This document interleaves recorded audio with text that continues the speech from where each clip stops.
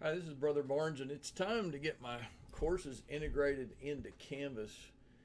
And I suppose it wouldn't matter if it was a Canvas platform or not. This is a good step to begin with. I have made my class schedule, which will go on my door where I work, and it accomplishes several purposes. For each course, I have a name a normal person would recognize, and then I have a code by which a person will be registered for the class. I have the time that the class meets, and then I have the room in which the class meets.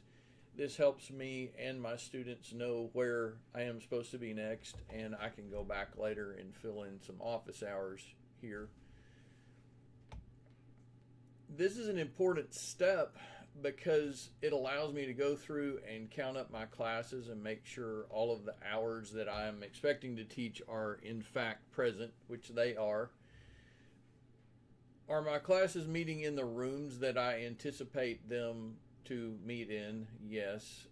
Do I have my A and B sections correct? This is a COVID anomaly. By the way, there's a lowercase b. We're doing less face to face and more online, so this is something that is not normal, but that's okay. Now, the main big reason for doing this class schedule step is to try to determine what courses could be linked together and have similar due dates. For instance, all of these Principles of Biology lectures could likely be clumped all together, and then that way when I make an announcement, it will go to everyone at once, and all of these classes might have due dates on Thursday or Saturday, but they would roughly be on the same schedule. Same thing with these AMP2 lectures here. I only have one General Biology 2 lab.